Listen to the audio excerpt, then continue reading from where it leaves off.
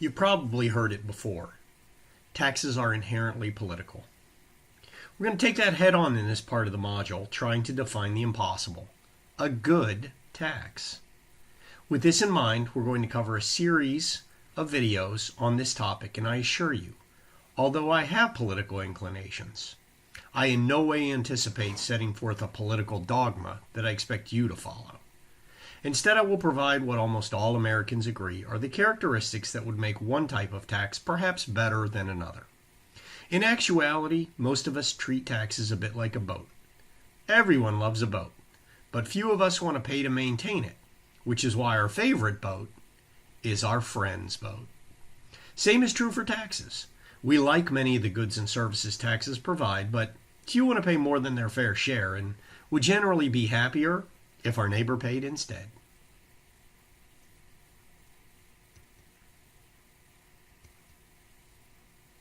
If this becomes a topic of interest to you, I provided a short list of some of the better reads on tax policy. Every American would benefit from reading at least one of these, if not all. However, for this class, they're totally optional. No exam, quiz, or any other assessment material will be drawn from them. They're a little bit like the ability to swim. Not required for this course, but not a bad idea for life. Okay, on with the show. Are you ready? The 5 characteristics of a good tax, in no particular order, are sufficiency, fairness, certainty, convenience, and economy. Here's a quick overview of each. Take a moment to read them.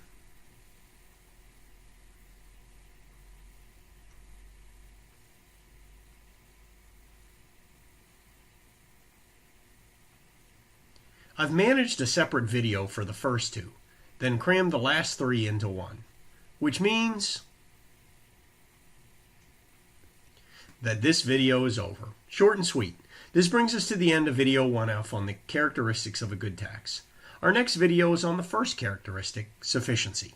Thanks for watching. It took nearly 1 year into the Trump administration, but Republicans in Congress are on the verge of giving the president his first big legislative win, passing a tax reform package in the House, mostly along party lines. This is a day I've been looking forward to for a long time. House Speaker Paul Ryan acknowledged the tax cut plan has yet to win over the public, but blamed others for that. Look, when you have a sling fest, a mud fest on TV, when pundits are slamming each other about this tax bill before it passes, that's what's going to happen. A new CNN poll finds just 1/3 of Americans favor the tax plan, with 2/3 saying it will benefit the wealthy instead of the middle class.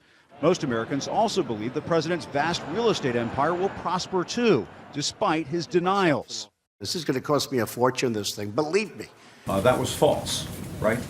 No, because on the personal side, this actually could impact the president in a large way. Have you looked at how it would balance out corporate versus personal if he's going to come out I'm not ahead? sure if he's done a side-by-side, but I know that there are a number of provisions that would negatively impact the president personally, and so we contend that those comments are still very consistent. Part of the problem for the president is that he's breaking promises he made on the campaign trail to make wealthy hedge fund managers pay more. The hedge fund guys are getting away with murder. They're making a tremendous amount of money. They have to pay tax. But a tax break tailor-made for the hedge fund set, known as carried interest, was saved. GOP leaders don't want to talk about that. Look, carried interest, we can talk about that for the next hour if you'd like. But for most Americans, they could care less about that. Heading into next year's midterm elections, the White House isn't worried about the consequences. The president is betting the tax cuts will add to the gains on Wall Street, touting this year's stock market performance on Twitter. But as a candidate, Mr. Trump sounded the alarm over what he saw as a market bubble. Remember the word bubble. You heard it here first. I mean, I don't want to sound rude, but I hope if it explodes, it's going to be now rather than 2 months into another administration. Democrats complain Republicans wrote the tax bill under the cover of darkness, accusing some in the GOP, like Tennessee Senator Bob Corker, of changing their votes after sweeteners were added to the package. Corker rejected that. Look, it's you know, the way this place has become, and you know, obviously it's you know, sort of assassination, if you will, but it's just not true. As for the president, he's defending another victory he frequently cites, his decision to tap Neil Gorsuch for the Supreme Court. Mr. Trump is slamming reports that he wanted to rescind his selection of Gorsuch after the judge criticized the president, calling the story fake news, adding he never even wavered. We, the people. But there is one bit of fake news the president may welcome, as in the artificial version of Mr. Trump added to Disney's Hall of Presidents, though this robot appears to be all talk, no tweets. Now, as for the president benefiting from the tax cuts that were just passed in the House, Mr. Trump could settle the issue once and for all and release his tax returns. The press secretary said the president won't do that while he is under audit. They've used that excuse many times before. But the fact is, Wolf, the president could release those tax returns anyway. There is nothing preventing him from doing that. Those 12 House Republicans we just mentioned who voted no just about a half an hour ago, one of those 12 is here and joins us now. Republican Congressman Representative Leonard Lance of New Jersey joining us now in his first interview since the vote. So glad you chose us here on Fox Business. What was behind your no vote, sir? I favor the continued deductibility, Liz, of state and local taxes. It has been in our tax code since 1913. It's very important to New Jersey, the state I represent. It's a matter of federalism, and I don't think we should be paying taxes on taxes. So I guess that Speaker Paul Ryan's speech of "This is our moment" did not sway you? I think there are many good portions in the bill, making the standard deduction for families $24,000, doubling it, protecting students, those with high medical expenses. I favor those provisions. But SALT is important to New Jersey. Also, Liz, I tend to be a deficit hawk, and I don't favor increasing the national debt. This is the question. What happened to all of the fiscal hawks that used to be in the conservative Republican groups? Because we do know that it will initially add to the deficit. And okay, we get that. There is this belief on behalf of President Trump and Stephen Mnuchin that eventually the growth from these tax cuts will be so vibrant and so robust that it will pay for itself. Do you believe that? I hope that's the case, but I'm not sure that will be the case. And I'm a deficit hawk, and so I want to make sure that we don't add to the debt for the sake of our children. Okay, I understand that, but there are others from states that do not deduct as much of their state and local taxes because their taxes in their states are not as high. But they are the ones who are saying, when will high state taxes like high tax states like New Jersey, New York, California become more responsible about cutting taxes in their state? I think we should not raise taxes in New Jersey, and our new Democratic governor may want to raise taxes, income taxes at the state level, and I'm opposed to that. However, New Jersey is not a receiving state, Liz. We're a sending state. We send a lot more revenue to Washington than we receive back, and I don't want to make that situation worse. I don't want to exacerbate that situation. Well, I remind all of my colleagues here on Capitol Hill that New Jersey sends more money to Washington than we receive back. We just saw that. That is a great point. I live in New Jersey, sir, so here I am. I get this. New Jersey sends $31 billion more than it takes out to the federal government. New York, even higher, 47.8. Let's call it 48 billion. They are net. They don't use as much as many of the other states who don't put in certainly as much, but nobody seems to understand that. And in the end, I'm just wondering, are you going to get disinvited from the karaoke Christmas parties that are happening on the Hill because you are one of the 12 who voted no? I mean, are you starting to feel any pressure?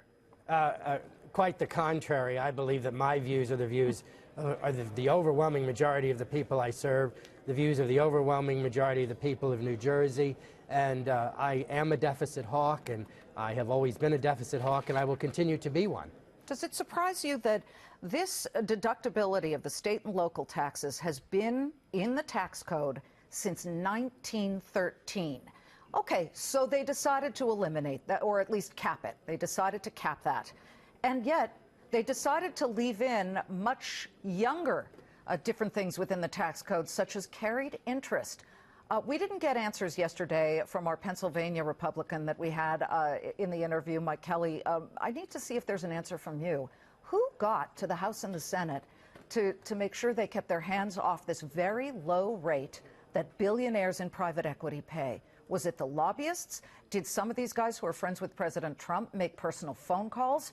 How is it possible that 1 minute the president on the campaign trail says, carried interest is going to be gone, it's not fair, my friends won't like it, and then suddenly radio silence, and these gentlemen on the screen, we love profits, we understand that, but they get to be treated so much better than even those making $200,000. These guys are paying a 20% tax rate.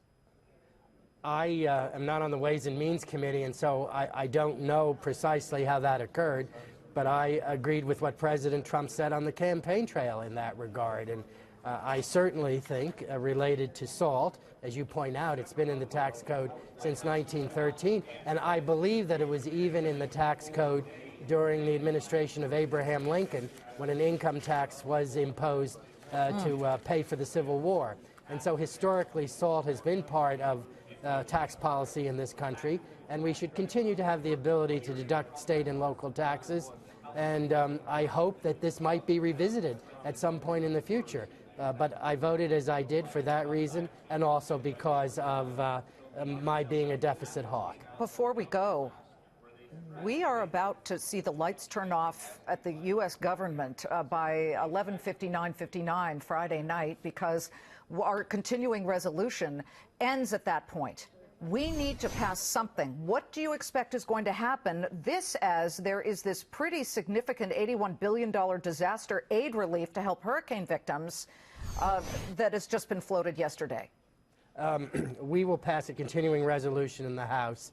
It will go to the Senate, Liz. The Senate may modify it, and then it will come back to the House. And I'm committed to voting to make sure that government remain open. And I'm certainly willing to consider disaster relief aid and other provisions as well. I do not want to shut down government. I think it's not in the best interest of the American people. Of course not. And certainly it's not in the best interest of our fighting men and women abroad, including those who are fighting to victory in the war against ISIS. I think the president has done a good job in that area, and I want to continue that progress, and that means we have to fund the government.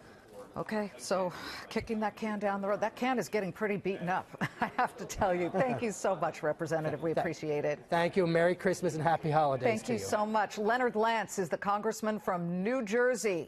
The 218 margin has been cleared. There are 224 yeas, 11 nays among the Republicans, and not a single yay from the Democratic side, 187 nays. That means that this bill has the votes to carry, but as we pointed out earlier, it is not official. There can be some last-minute jockeying and what they call pairing of votes. Wouldn't really come into play here. But you got to wait for the gavel to come down. There's 49 seconds left. Interesting. 11 nay votes. Yeah, the SALT Republican vote looks those are very the blue small. State. Those have got to be the blue state Republicans. Yeah, but it's a lot smaller Steve than Leisman, what's and we're going to wait for the gavel to Tyler's point. What I don't understand about, I have not read the bill. Most of America has not read the bill. 99.9% of the population has not read the bill, but yet they're commenting on it. Here's my issue, though. A lot of we people know voting one. for it haven't read I'm going to the be bill. totally factual. Fact. The bill cuts withholding tax rates by a couple of percent across every income level and raises the income level at which those lower tax rates go. I'm not supporting the bill. I'm saying this is fact, bracket not widening. fake news. Bracket widening. Why are people so reluctant to believe they're not getting a tax cut? I think there's some percentage of people who just distrust the government and what's been said to them over time. I think there's some percentage of people that live in SALT states and don't quite understand how this is all going to play out relative to their taxes. And I think there's also been a lot of confusion. This thing has gone back and forth many times. Honestly, we polled December 10th through the 13th, I believe. What was the state of the tax bill versus the way it is now? You talk to congressmen who don't know what the brackets are, Brian. Why would you expect the American public to know what the brackets are? But the bill came out. This is unusual. The conference reported, in my opinion at least, a much better tax bill than the original in Senate some House ways, bill. they got rid of some of the things that were the most objectionable. Particularly about the graduate students. Yes. That was very important. The medical expenses, And the I think, small were important. business stuff is pretty darn good. I agree. Relative to what it was, I believe it to be a better bill. Now, I was talking to a lot of economists, Brian, who thought it was a terrible bill on the individual side at the same time, while they supported some, if not the entire corporate tax cut. And I think that really describes the economics community. They believe in the idea of cutting corporate taxes. For the individuals, but to the point where it's a detriment to the economy?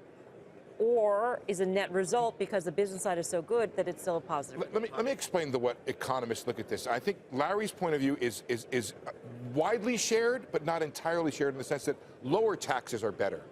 Simplified taxes, fewer tax breaks. Economists love the efficiency of that. I think there's a return to the economy. I think most people agree the bill failed in that regard. It's still many deductions out there.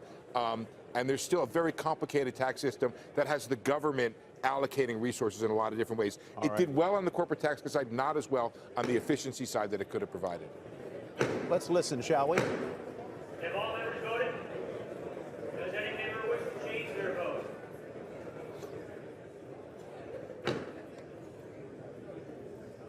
Speaker's gavelled the House back to order. The votes are tallied there, 227 to 203 nay votes. We are awaiting now the official pronouncement from the Speaker, from the Chair. On this vote, the yeas are 227 and the nays are 203. The conference report is adopted without objection. The motion to reconsider is laid upon the table. And there goes the gavel falling to the floor as Speaker Ryan and the members of his GOP caucus applaud the passage of the biggest tax cut and revision since 1986. I want to start off by thanking the American people, our constituents, for sending us here to do this work for them.